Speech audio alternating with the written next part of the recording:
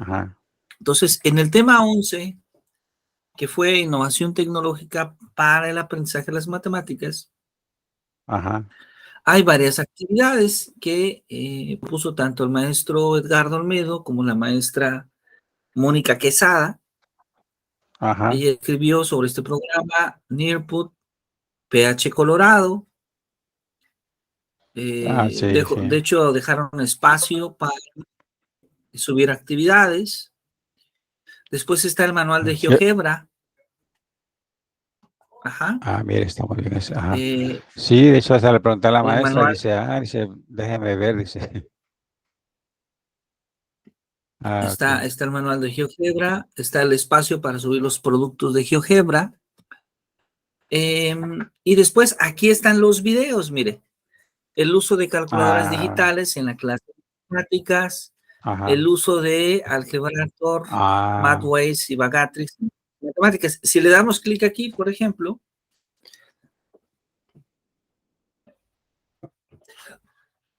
va a tardar unos segundos, pero nos va a llevar ahorita hacia el video. Un momentito, por favor. sí.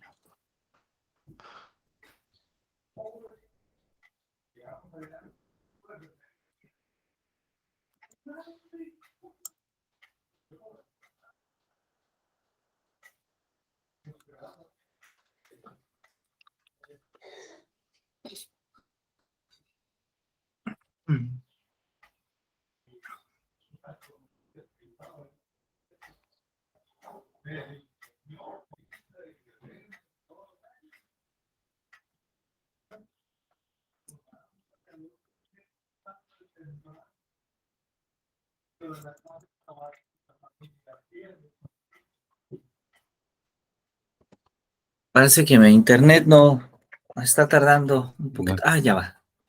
oye, Sí, es el internet de su servidor. bien. Ajá. Vamos a ver si lo... Ahí está, mire. Se va Ujú. cargando ahí poco a poco. Entonces, las sesiones que dio el maestro Edgar Romero Sotomayor sobre el uso de la tecnología, Pues tecnología, sí. esencialmente están grabadas aquí.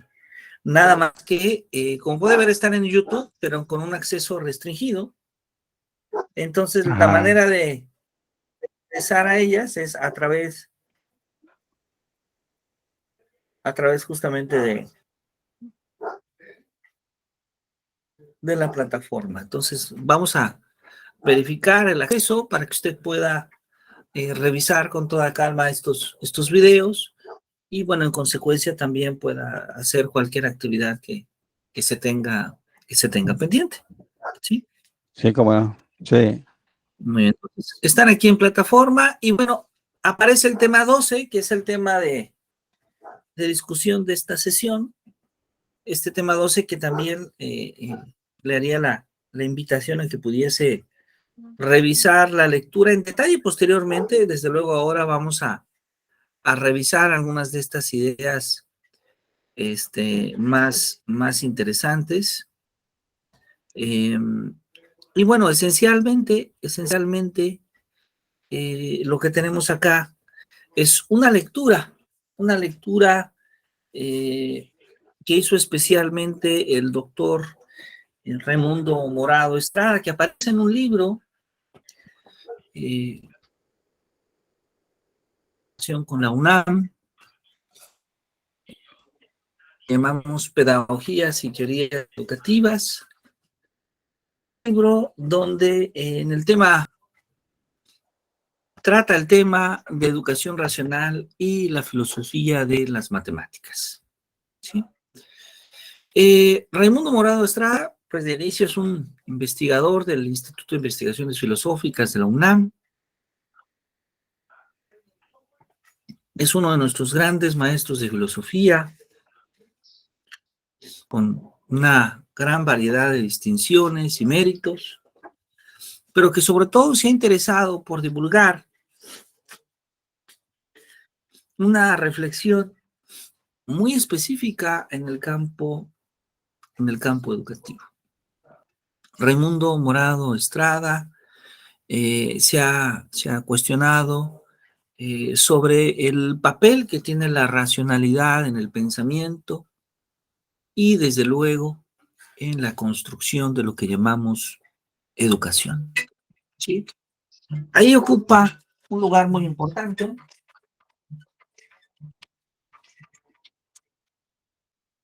Ahí ocupa un lugar sumamente importante la racionalidad. Unos segundos, por favor.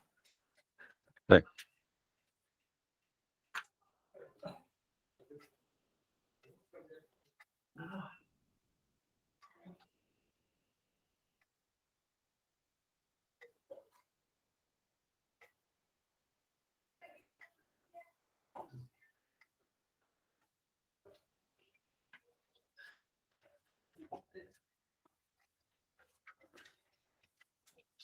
La propuesta del doctor Morado se centra en la noción de que en muchas ocasiones la enseñanza de las ciencias, la enseñanza de las matemáticas mismas, no siempre pueden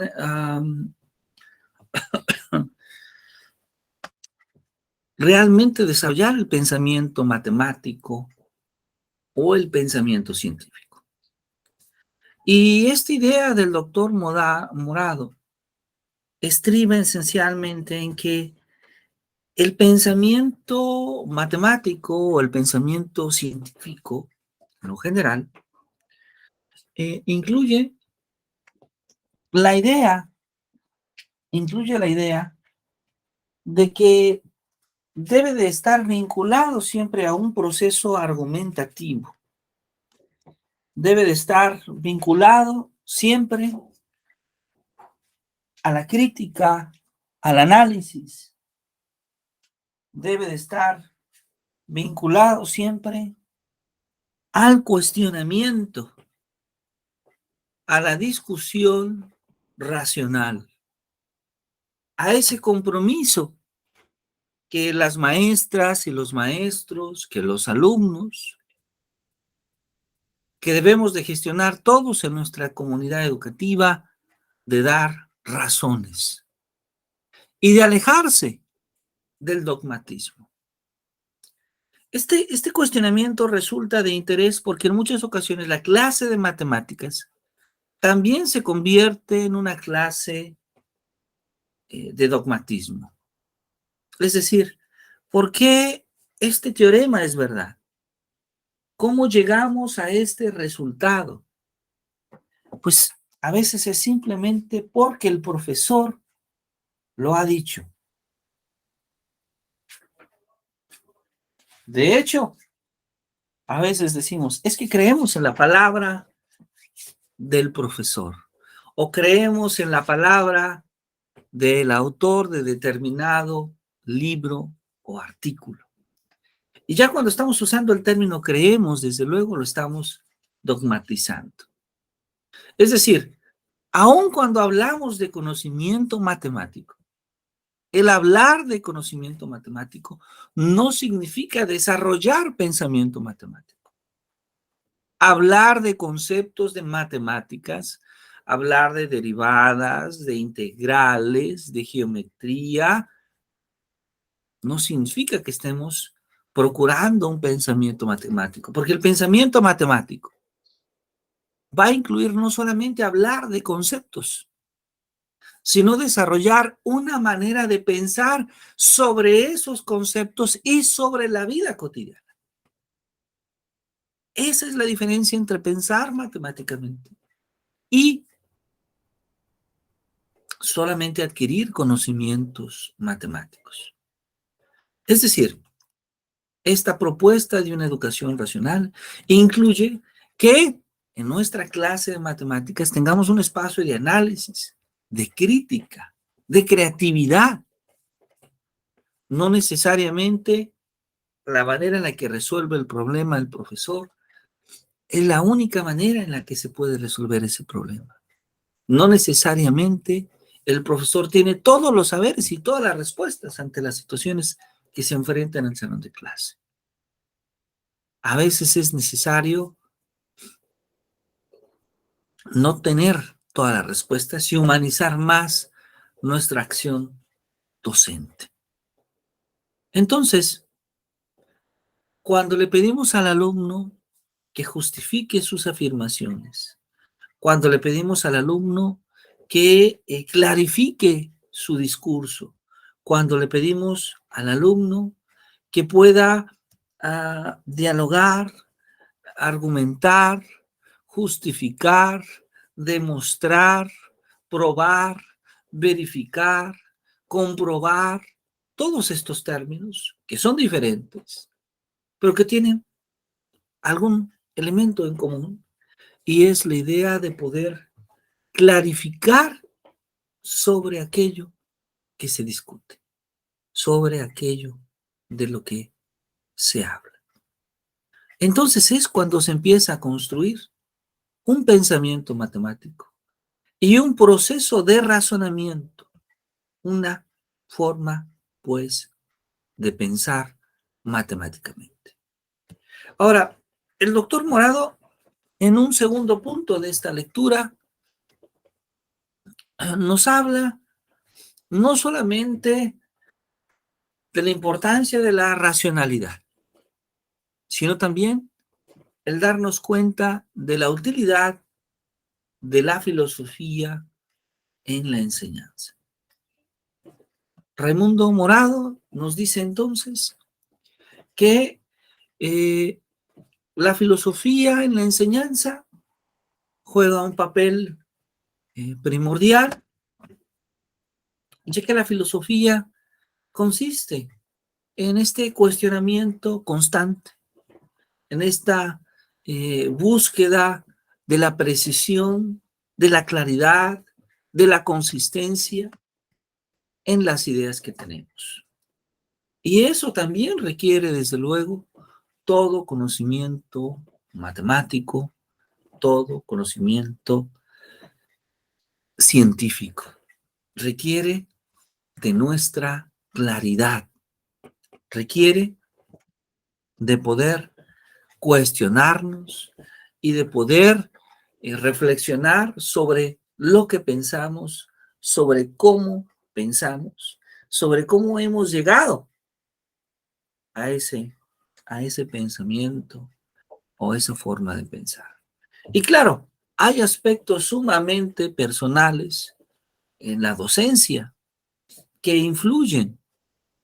Es decir, hay aspectos sobre nuestras creencias, sobre nuestra forma de pensar, sobre nuestra forma de ver el mundo, sobre nuestra forma de definir las mismas matemáticas o el pensamiento matemático, sobre nuestra manera en la que entendemos la enseñanza, el aprendizaje, que van a influir naturalmente en la forma en la que nosotros hacemos la docencia.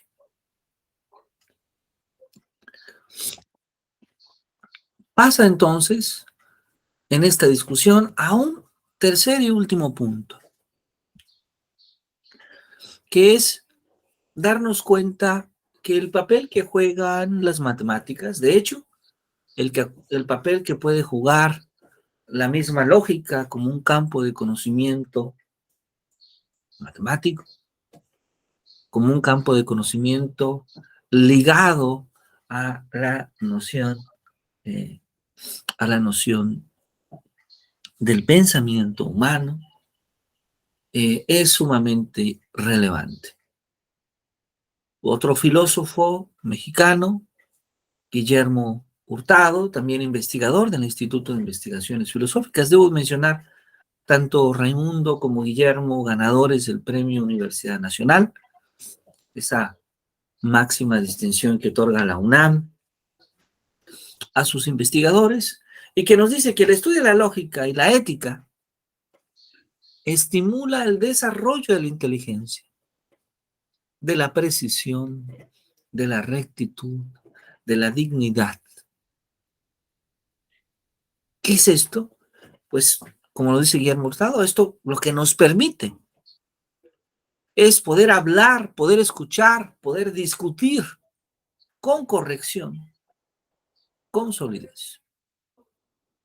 Poder distinguir entre buenas y malas razones. Y esto es sumamente importante, porque entonces el papel que juegan las matemáticas, el papel que juega la lógica va más allá, va inclusive a relacionarse con aspectos fundamentales del ciudadano, fundamentales de la persona, como es su libertad. Las matemáticas nos hacen libres, como lo dice Eduardo Sáenz Cabezón, un matemático español. ¿Y por qué nos hacen libres? Porque nos permiten observar, identificar la verdad de la falsedad. Porque nos permiten construir criterios propios. En cierto sentido, las matemáticas permiten el desarrollo de la democracia, porque nos permiten ser nosotros, tener libertad de nuestro pensamiento. Y claro, al tener libertad de nuestro pensamiento, no permitimos ser manipulados. Entonces, cuando hablamos de la enseñanza de las matemáticas, no solamente tendríamos que hablar y justificar su importancia únicamente en un sentido, eh, únicamente en un sentido desde su utilidad o pensar a las matemáticas como un arte, sino que nos damos cuenta que el valor de las matemáticas va mucho más allá en la construcción de una ciudadanía, de la forma de pensar de nuestra sociedad. Bueno, entonces este es un elemento muy interesante. Me ha permitido dar como una especie de abstracto, de resumen, de algunas de las ideas más que me parecieron más interesantes de esta lectura. Pero yo le invitaría, profesora, a que usted pudiera revisar con detenimiento cada una de estos elementos de esta lectura y desde luego crear su propio criterio. No sé si hasta este punto, profesor José Luis, tengamos alguna pregunta, alguna duda de esta sesión. No, profe, ninguna. De hecho, algunas de estas ideas sí las he tenido, pero no las he sabido plantear con mis compañeros, porque sí he visto que eso que menciona aquí el autor, Raimundo, se da, de hecho, en la práctica. En mi escuela se da mucho, entonces no le permiten al alumno, pues, desarrollar sus habilidades en cuestión de números y quieren que hagan las cosas como ellos dicen que se deben de hacer. Y pasa en lo general, entonces. Y ahí incluso me gustaría aquí impartirles a ellos también una plática sobre esto, pero Claro, basado en autores es- como ¿no? esto sería un aspecto muy, muy interesante porque en efecto, en muchas ocasiones se vincula a la matemática desde una perspectiva mucho más cerrada y se confunde. Enseñar Sí, matemáticas a desarrollar pensamiento matemático. Es decir, el pensamiento matemático va más allá de solamente dar información. Claro, es así es, información útil, eso es incuestionable.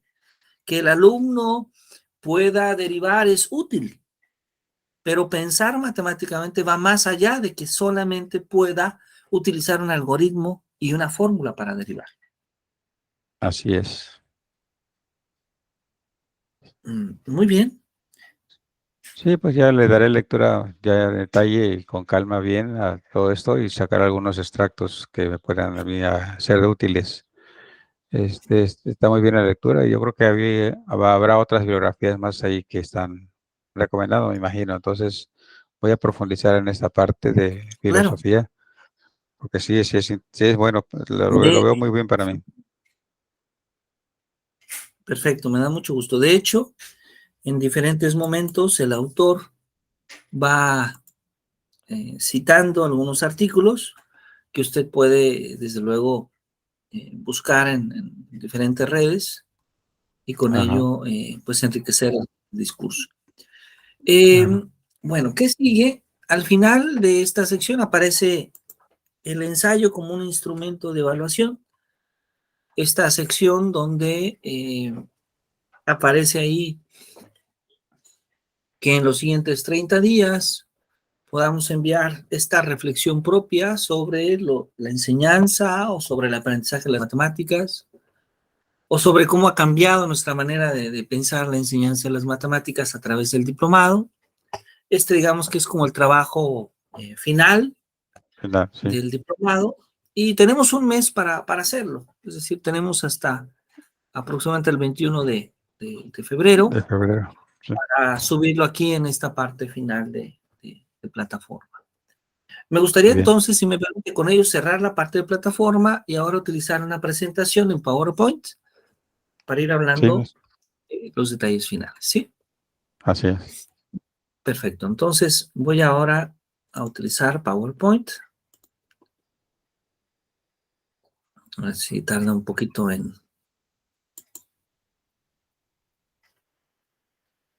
Ahí está, ¿verdad?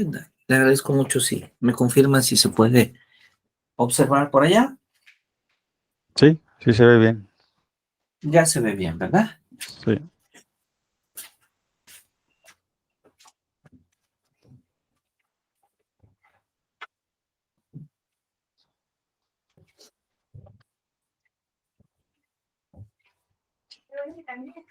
Bueno, entonces, eh, eh, hemos hablado de esta idea de la educación racional, pero un elemento también importante que dialogar es sobre el modelo educativo mexicano, ¿sí? Y es que desde la Secretaría de Educación Pública se establece o se alinea alguna idea de cómo se piensa la enseñanza de las matemáticas.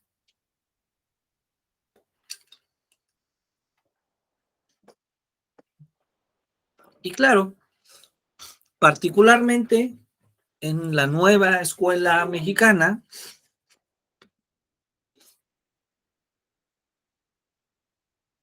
hablamos entonces del campo formativo, saberes y pensamiento científico, dado que es en este campo formativo, saberes y pensamiento científico, donde se vincula el pensamiento matemático. La nueva escuela mexicana pone mucha atención, pone mucho énfasis a la idea de la idea de la racionalidad, pero también a la idea eh, de que el estudio de la realidad, de que esa vinculación, de que esa interacción que tiene el alumno con la realidad no debería de ser eh, fragmentado. En muchas ocasiones, particularmente desde los años 70, ha habido críticas a los modelos educativos, porque a veces cuando pensamos en cómo a través de los campos de conocimiento estudiamos la realidad, pues parece que vamos fragmentando esa realidad que vivimos. Es decir, la realidad la dividimos en los diferentes campos del saber. Queremos estudiar un fenómeno y hay que saber química, hay que saber física, hay que saber matemáticas, hay que saber economía, hay que poder tener habilidades lingüísticas, en fin. Pero en realidad fragmentamos ese fenómeno, estudiamos solamente partes o rasgos de él. En los años 70 y 80, Edgar Morin, un escritor francés, se cuestionó sobre ello y comentó que esa era en parte las dificultades una de las grandes dificultades que tenían los sistemas educativos en el mundo, ya que a veces se perdía la noción de estudiar el todo por estudiar únicamente alguna de sus partes. Esto que comento, finalmente, va a tener un impacto fundamental porque entonces surge esta noción de que en la educación debería de haber transversalidad, esta interacción de los diferentes campos de conocimiento. También aparecen otros términos cada vez más comunes en el ámbito educativo, como la interdisciplinariedad y más aún la transdisciplinariedad, ¿sí?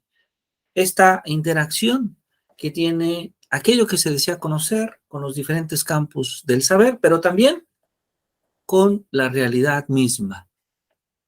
Conceptos como aprendizaje por contexto, como aprendizaje por proyectos, como aprendizaje situado, como aprendizaje contextual, surgen en cierta medida desde esta perspectiva educativa. Y bueno, la nueva escuela mexicana entonces considera de haber esta transversalidad a través de ejes articuladores, como el eje de inclusión, de pensamiento crítico, de interculturalidad crítica, de igualdad de género, de fomento a la lectura y la escritura, de educación estética, de vida saludable. ¿Qué es lo que hace un eje articulador? Pues lo que hace es integrar saberes, conocimientos, prácticas que viven los estudiantes, ¿sí? Los ejes articuladores lo que hacen es posibilitar la transversalidad como la estrategia curricular, considerando, por un lado, temas que tengan esta vinculación, esta conexión, que sean prioritarios para la formación de los alumnos, pero también, por otro lado, que puedan permear a lo largo de todo el currículo. Y claro, dentro de estos temas se consideran también temas que tengan relevancia social, es decir, que puedan abordarse en más de un campo formativo, en más de un campo de conocimiento. Y bueno, estos ejes articuladores entonces lo que hacen es poder posibilitar esa vinculación distinta, esta nueva forma de vincularse, que no es tan nueva, estamos hablando de una perspectiva desde los años 70, en la construcción de los conocimientos disciplinares, ¿sí? Es decir, estamos pensando un poco desde aquella idea aristotélica que nos dice que el todo es más que la suma de las partes, ¿no? Y cuando Aristóteles comentó esta frase, un poco se refería al cuerpo humano, como sumar las partes del cuerpo humano no es equivalente al todo, porque solamente en el todo, por ejemplo, encontramos la vida misma, mientras que en las partes, aun cuando son importantes, aun cuando son relevantes, no encontramos la vida. Entonces, Edgar Morin lo que propone es pasar de una idea de ese conjunto de saberes a veces desarticulado, a veces descontextualizado, a un conocimiento que él entienda como la totalidad, que el alumno pueda entender como la totalidad. Y esa totalidad a la que nos estamos refiriendo es una totalidad que está muy ligada a las experiencias de vida que tienen los estudiantes, de tal manera que podamos utilizar su contexto, su cotidianidad, y esta cotidianidad finalmente representarla, asociarla, vincularla a diferentes conocimientos, conocimientos disciplinares. ¿Qué construimos con ello? O al menos, ¿qué espera la nueva escuela mexicana? ¿Qué espera la Secretaría de Educación Pública en México? Pues construir algo que Morin llama el tejido. ¿Qué es este tejido? De hecho, la noción de complejidad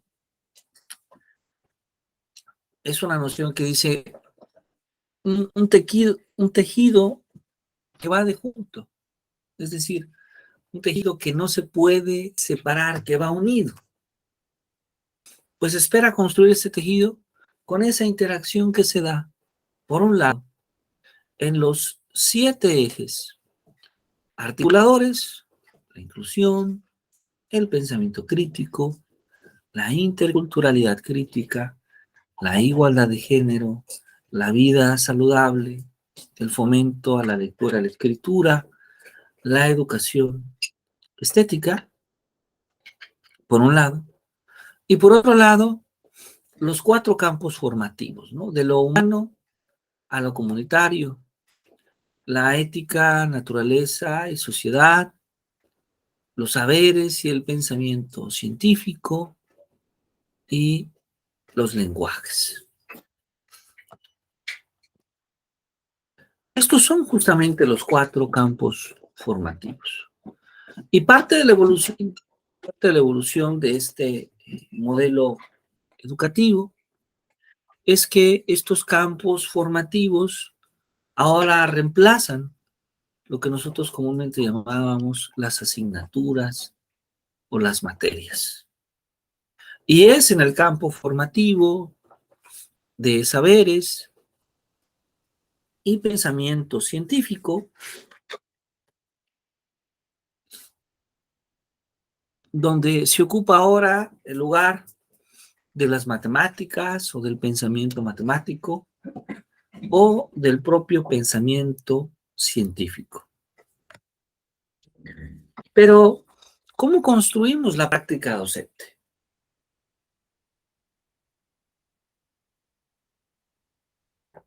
Pues para ello la Secretaría de Educación Pública ha pensado en 4 elementos fundamentales. Escenario en aula. ¿Qué es lo que hacemos? ¿Qué es lo que hacemos en el aula? Por otro lado, ¿qué es lo que hacemos en la escuela? ¿Sí? Recordemos al aula como ese espacio de interacción entre maestros y alumnos, y a la escuela, un momento por favor. Sí.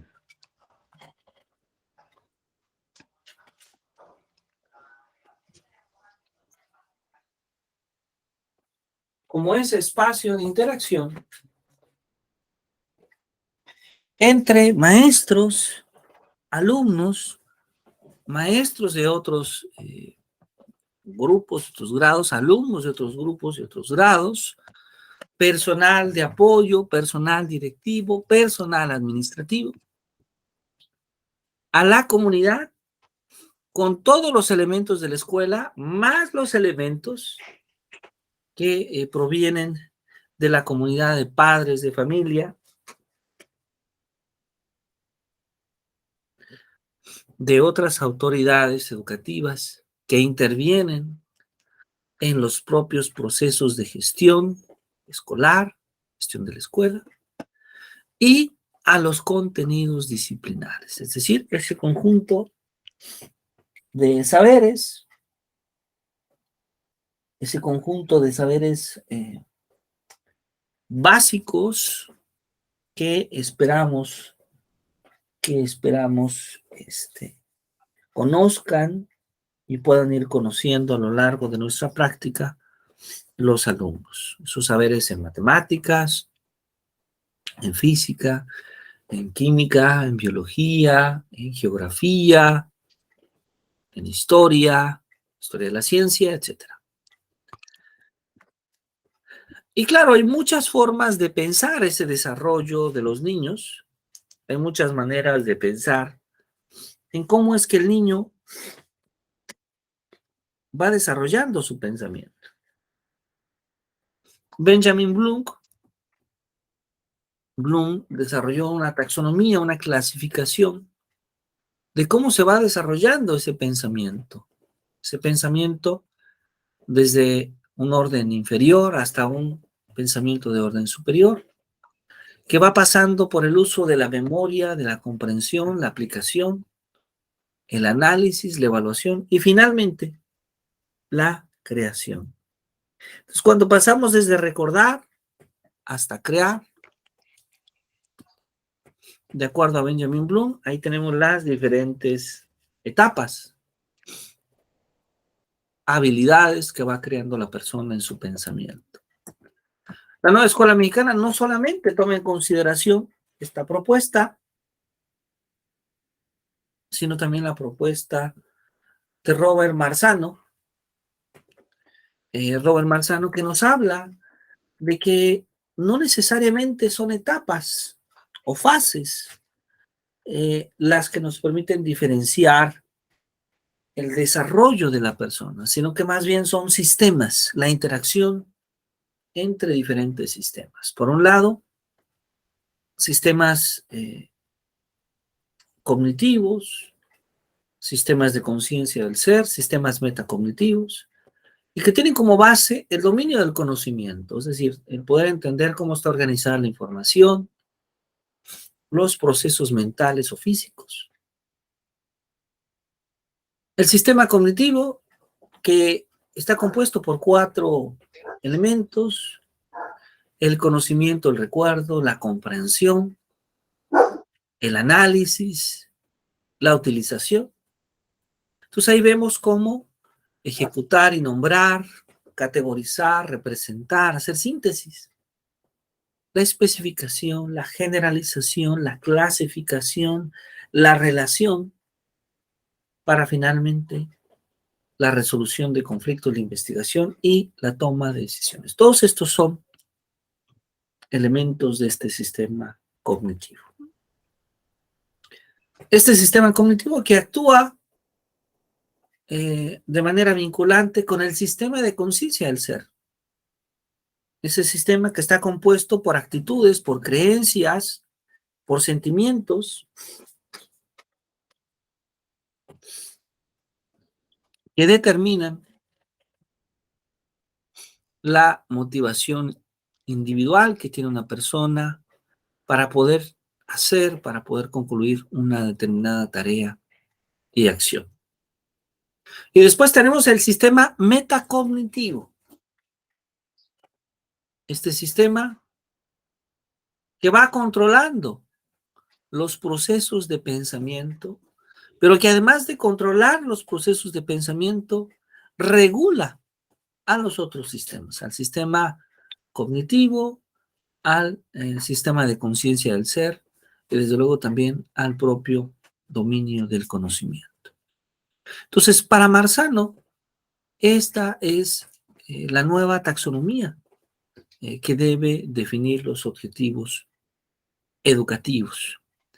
Es una taxonomía diferente a la taxonomía de Bloom, aunque como podemos observar, tiene algunos elementos en común. La nueva escuela mexicana, entonces, se propone que hay que considerar, por un lado, la clásica ya taxonomía de Bloom, pero también esta taxonomía de Robert Marzano. Y cuando hablamos entonces de la enseñanza de la ciencia, cuando hablamos particularmente de la enseñanza de las matemáticas, pues nos preguntamos, ¿cómo evoluciona esta? ¿O cuál es el papel que juega esta en la nueva escuela mexicana? Pues bueno, se retoma una propuesta que aparece desde mediados del siglo pasado. De hecho, esta propuesta también fue considerada en el modelo educativo pasado. Sin embargo, con un enriquecimiento o yo diría, no solo un enriquecimiento, sino que además se complementa. Es decir, a la mitad del siglo pasado surge la teoría de resolución de problemas con George Polya. Polya, quien ya hemos tenido la oportunidad de citar en otro momento del diplomado, Polya propone esta idea de que se aprende mejor matemáticas cuando el alumno se enfrenta a problemas que están en su contexto.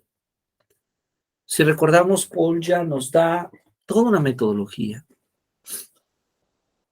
sobre cómo resolver problemas, sobre el planteamiento del problema, sobre primero entender el problema, después diseñar un plan para resolver el problema, ejecutar el plan y finalmente reflexionar sobre los resultados. Esta idea que de manera muy breve he citado de Paul, en realidad es mucho más compleja en la práctica. Así es como ya en los 80 surge STEM. STEM, que en español podemos decir que significa ciencia, tecnología, ingeniería y matemáticas. STEM, que incluye más elementos enriquecedores, el uso de la tecnología, el pensamiento crítico, el trabajo colaborativo, la creatividad, el estudio de la naturaleza, incluye esta noción de cuáles son las habilidades de pensamiento que buscamos desarrollar en el siglo XXI, la noción de proyecto, la noción de estudio de la realidad desde diferentes ámbitos, una perspectiva mucho más social de la ciencia.